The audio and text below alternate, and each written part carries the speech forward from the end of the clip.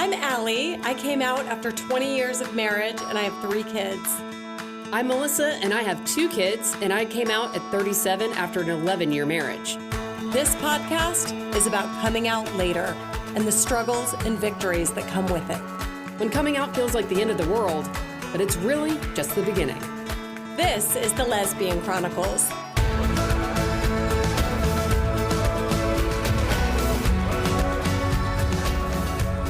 Yeah, I know how lucky we are, and I think there's, difficulties in every situation. I mean, we have 7 kids. Right. I want to get into that a little bit, because that, to me, I want to hear about the kid situation. That's the derailer. I mean, Maria and I would say we loved each other immediately. It was fireworks. We're still in love today. We're better now, but that first year with blending those kids, I'm shocked we made it. I cannot believe we stayed together. To your point, it was hard. It was brutal. It would have been a million times easier to separate and just do it on our own. We are so much better, but year 1 was a derailer. Yeah, I want to validate you and just tell you, you're not alone, and that experience is real, and we definitely had that same experience. Yeah, it's like your mother bear comes out. Oh, yeah. The interesting thing about Sal and I is that we had kids at the same time. So we have an 11-year-old, 3 9-year-olds, 2 7-year-olds, and a 5-year-old. Oh my God. It's like you guys were living like these parallel I know, lives. seriously. Yes. Our 7-year-olds are 2 weeks apart. Our 9-year-olds are 2 months apart. So it's just 7 kids in 7 years, if you did the math. Yes. It's a total shit show. Yeah. But what I have loved about the kids and watching them be resilient is that they have created community within the family. So there's 2 groups. There's the younger ones and the older ones, and they're thick as thieves. Sometimes too much, where we're like, you need friends, you know? Right. So they fight like brothers and sisters, which I love because it feels like a family. I think they just were enamored by the wedding and being able to be a part of the ceremony and blending in a way that felt so physical, because we used sand. I don't know. You haven't seen the show yet, Allie, but there's this part in the ceremony where each of the kids has like a different color of the rainbow, and you can feel it. Even just watching the show, they go through it really quickly. You can still feel their ownership. Oh, they're like, this is my family. I'm claiming stake over this. Yeah. In fact, her youngest, when one of his friends came over a couple weeks after the wedding, and he saw the jar of sand and was like, "What is this?" And your youngest said, he goes, "That's from our wedding." Our wedding. Yeah, that's so sweet. Yeah, that is. I love that. How have they been with all of this? Were there any speed bumps or anything with coming out to them? We get so many emails from people that are like, how do I explain this to my kids? Are they going to be okay? Our kids were pretty young. I think the one that was the hardest was her oldest. He was 8. And it wasn't about being gay. It was just about hey, you're leaving dad. What the fuck, Yeah. None of them were inherently bigoted. I mean, they all were very aware of how different it was between us than it was with their dads. It was clear to them right away that we were in love, and it was different and beautiful, and they love that. They love when we are affectionate with each other. I think the hard part is just the dads and breaking the hearts of the dads. But what I realized for me is that kids match your energy. And so the energy that you bring to the situation is the energy that they're going to eventually wind up at. There may be some bumps in the road where they're feeling insecure, but if you hold on and you show them and you model the behavior / energy and the feeling around the transition and around the change, that's what they will come away with. And that will keep them grounded in that. And even when they're feeling insecure about it, you can be that solid place and make sure that they can always come back to you, and you can remind them of, this is not an or, this is an and. We're adding to our family. There's more people to love, not less. You're still going to have your mom, you're still going to have your dad. You just get more siblings and you get another mom, and Paul, her ex is super involved in the family. And so he's a bonus dad to my kids. He loves them. And it's been really great. My ex is not involved and he doesn't want to be, and that's been like probably the hardest thing about this whole experience. And we're still navigating that, but we always talk really highly of him. There's no drama, like there's no like, you know, there's no really like negative parts of this. Is there jealousy of like Lena's ex-husband is showing up and he's interacting with the kids? Is there jealousy among your children that their dad isn't there? I'm curious. Jealous. Okay, I'm jealous. I definitely feel that the most. I think I feel the pain, and it's when he's over, it just reminds me that mine isn't. You know, and I think you do kids love him, obviously, and you appreciate. No, him I'm so glad that he is. But it's just, you know, it's hard. But I think my kids definitely notice, and one of them is the one that says things, and the other two don't say things. But one of them's like, when she realized it, she's like, "What the hell? Why isn't Dad here? Why is Paul here? And why doesn't Dad ever come?" You know. But I think they've kind of just gotten used to it, and again they were accepting super young. Yeah, my youngest was 2 when we moved in. Just turned 2. So my 2 youngest don't remember living together. Like they don't remember the time before Lena. So they always, to the doctor yesterday, Ozzy was like, "Yeah, there's 7 kids and I have 2 moms." Oh, I love that. He's super proud. They're all really proud to be a part of this. They can feel the impact that we have, and it's really sweet. I will say that part about you that you talked about the difficulty of managing each other's children and the relationships between that's really hard. And that's not something we've figured out yet. It comes up less and less. Right. Ours, we went to therapy. Yeah, I think so too. I will say slowly getting better. We were just on vacation and ours they're getting along famously now, the little ones, but I saw a situation where they needed to be loyal to each other. There was another group of kids that they could have played with and something came up, but I watched our 2 like loyalty to one another over these newcomer kids.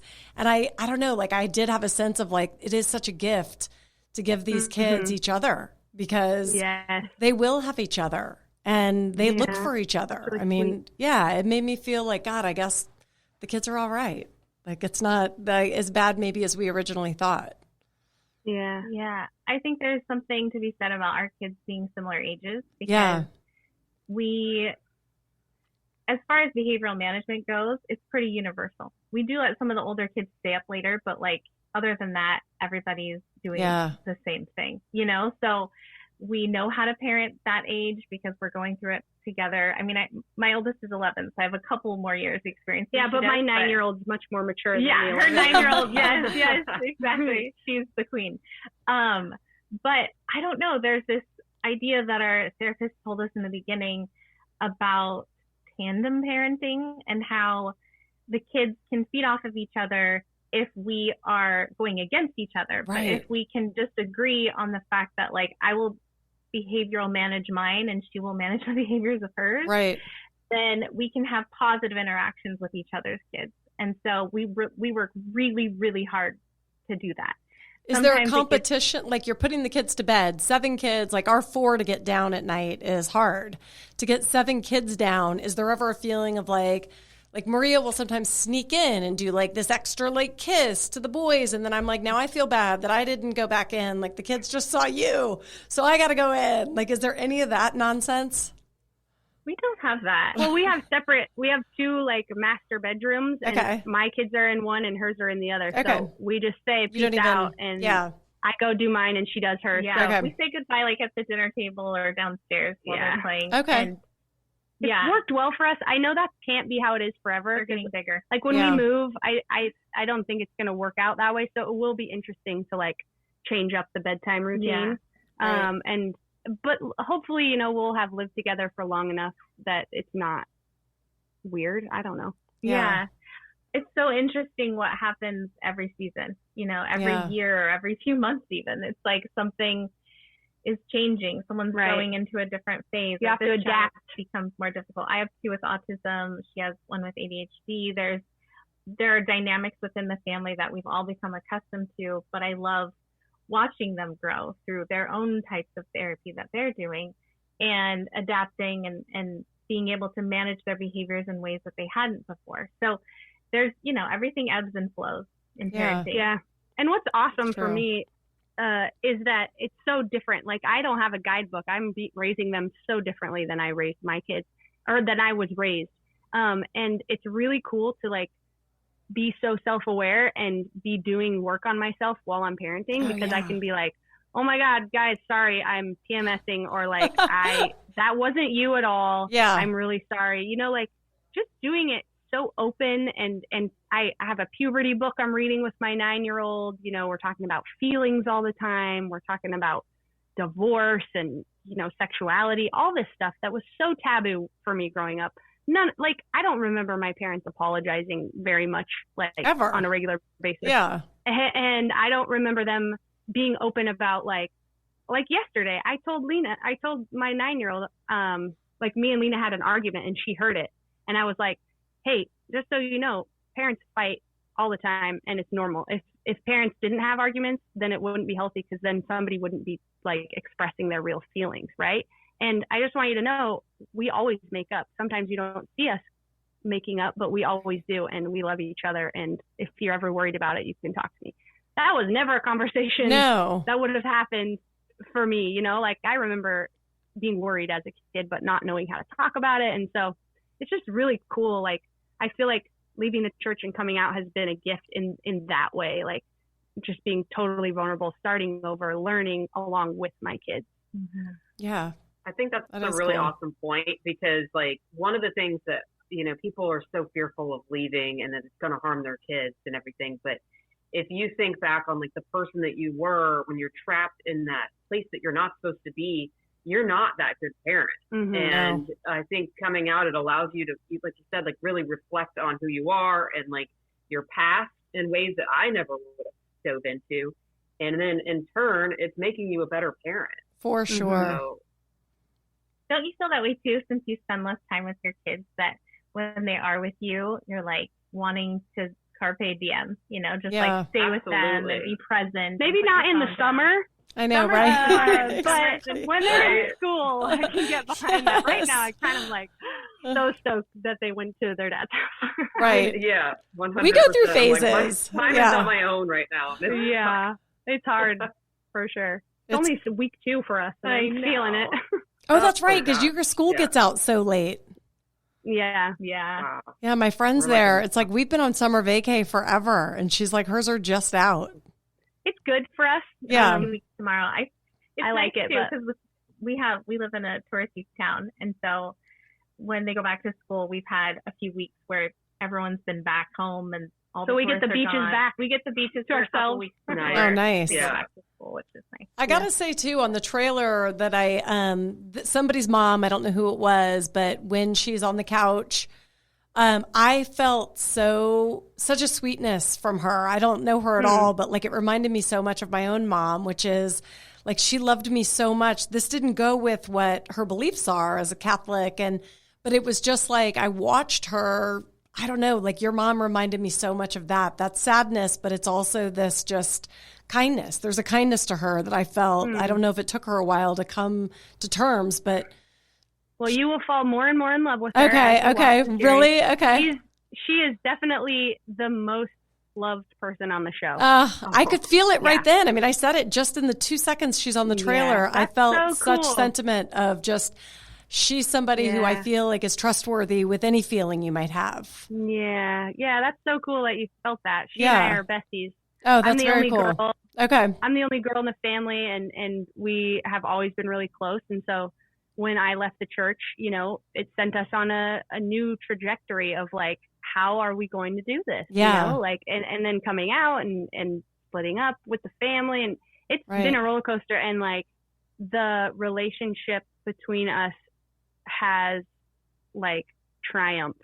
Like we just have, neither one of us took the road of, I'm going to just stay in my box and not talk about it, and I'm just going to be safe over here because it's too uncomfortable. Right. Like she pushed out of her comfort zone to show up for us and had to question her own beliefs and her own thoughts in order to be authentically my mom. It's a big ask. And Yeah, it's a big ask, and it's really a model that we need right now for her age group, because so many people our age are doing what we're doing and not living small anymore. And so baby boomers, people in their 60s, it's not common for them to show up like my mom has and my dad, and they need to see somebody that does it, and they need to see that they can do it too. You know? Because they might have to.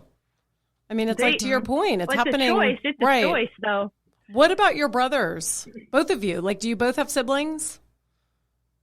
Yeah, I have a sister. She's local. She's 14 years younger than I am. She's like the Kylie Jenner of the family. Okay. Very cool. What a title. I know. Exactly. And we get along great. She's never been Mormon. She's very supportive of us, and she's a ride or die for sure. Oh, that's awesome. Sally has 4 brothers. Yeah, I have 4 brothers. 3 of them had left the church. 3 of us are totally out. 4 out of the 5 of the kids are out, and one of them is still not out of the closet, out of the church. Out of the church. And so that was nice. I think when I came out of the closet, that was, my 2 older brothers were like best friends with my ex-husband. And so that was hard. Yeah. And they're still friends with him. But I think it took them a while to come around to Lena and see the truth and see that like this is the decision that needed to be made. They were all at my wedding, and it was like just really a really, really special experience for my family, like all of us together, and all of us like changed so much because of this and have come so far in opening our minds to what a family can look like and what does it look like to live authentically and how can we show up for each other as family. And it's just really beautiful, and I'm really proud of everyone for pushing and deciding that it's important enough to them to look at themselves and be uncomfortable and do what they need to do to be present and show up in love for me, because they know me and they know that I have a good heart, Yeah. Have you had friends, either of you, that have like disappointed you or bailed? What did she say? Yes.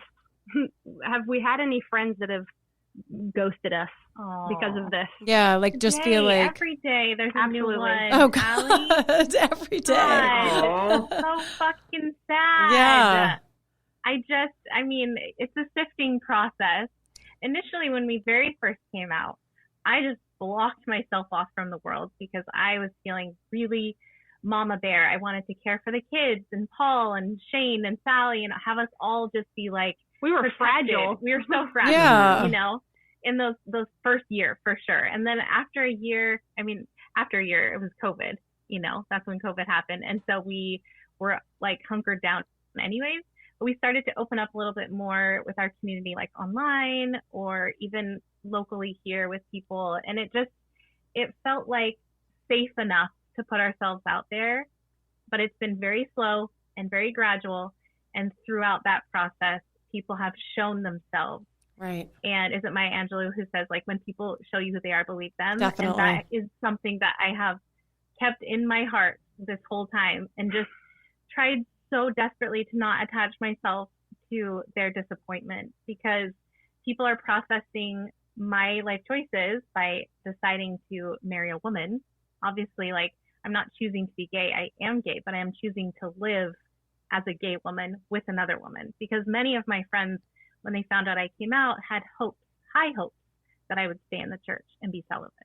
Yeah. And so there is definitely a level of disappointment.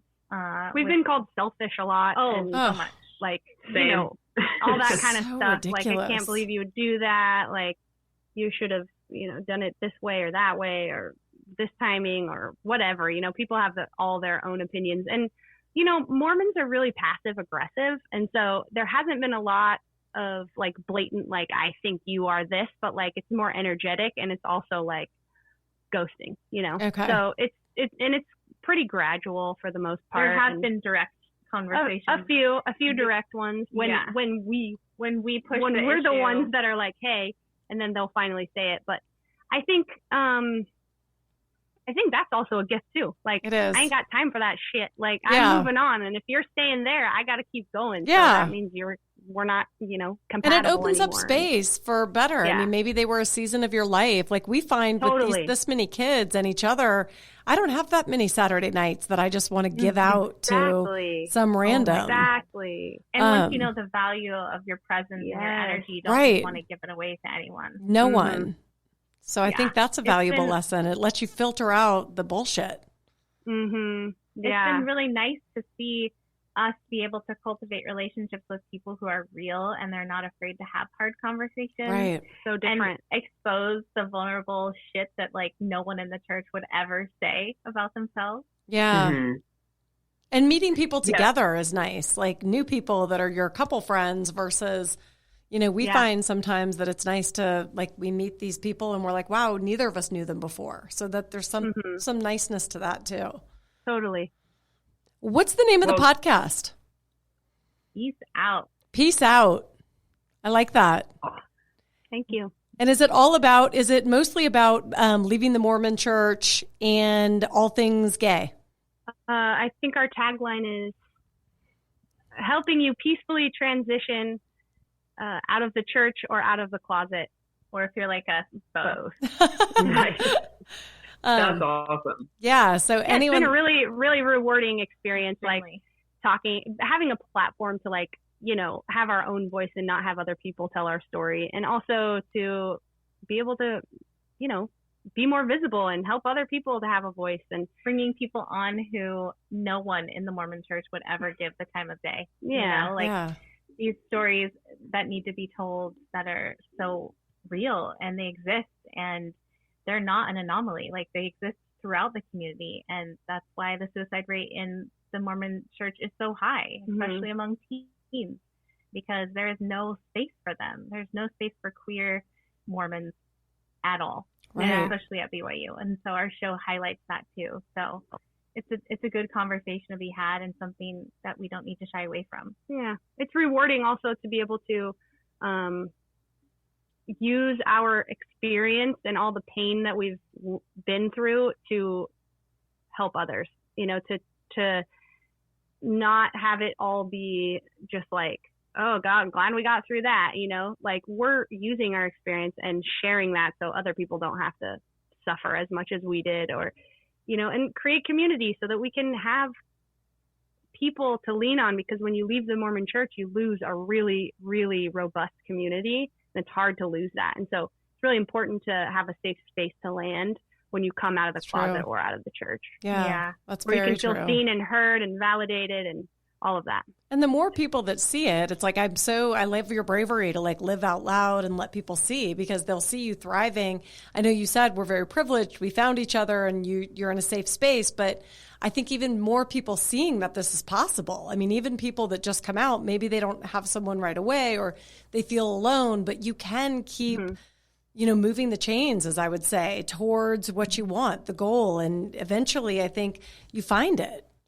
Yeah. So I think when they see people like you, it just gives them more and more hope. Yeah, definitely. I feel like, Glennon Doyle. I mean, everybody is obsessed with Glennon Doyle. Everybody I think one of the things that has been really special about Untamed is anyone who read it anyway, has given people the opportunity to decide whether or not their marriage is something that they want to stay in. It doesn't matter if you're gay. You read Untamed and you see like a reflection of something that you either don't have or that you've been unwilling to look at and shine a light on. And I feel to some degree like we're helping people within that same space, but who are in the church, who have been unwilling to look online at resources. Even myself, I had left the church and it took me 4 months to read any of the truth claims online because I just didn't want to taint my Mormon experience. Right. I just wanted to leave the church peacefully and not process any of not the Yeah, negative right. feelings about it. We'll just Just hide ignore this it. over Just here. ignore it. It's That's not what gonna affect me at all. happened. Yeah. Oh man, yeah. But it's really nice to be on the other side and to know that like the Lena 5 years ago has resources now. Yeah, I think that's the thing. It's the resources.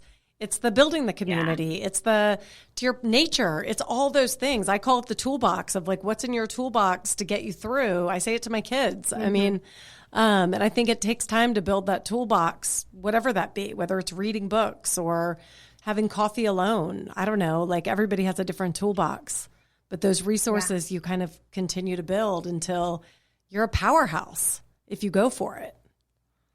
That's right. Like you two.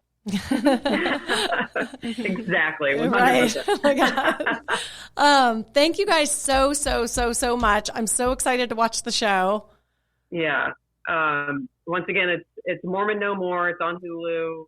I've started watching it. I think I'm like 3 episodes in. Like, I'm loving it. I will say, like, it stirs up a lot. Like, it takes me back. So, pack the tissues if you're going to watch. Because I was like, I think I was like 10, 15 minutes in, and I'm like, why am I crying? Oh, I love that. Yeah. But they're good. Those TV people know how to. They know how to do it. Right. I also happen to love, I love Hulu. Like, to me, you're on the best one, in my opinion. Thank you. Yeah. We feel really lucky. We've been happy with it. Yeah. That's really cool. We even sprung at our house for the no commercial Hulu. So we like really love Hulu. Yep. Way to go. That's amazing. Thank you for having us on. Thank you so much. Thank you all so much. Guys. Have a great one. You too. All right. Bye-bye. Bye. Want to support the Lesbian Chronicles podcast? Rate us and write a review on Apple Podcasts or Spotify. We love listener feedback. If you'd like to share your story, email us at melissaandallie@gmail.com. That's Melissa, MELISA, and Allie, ALLI, @gmail.com. Or follow us on Instagram at Lesbian Chronicles.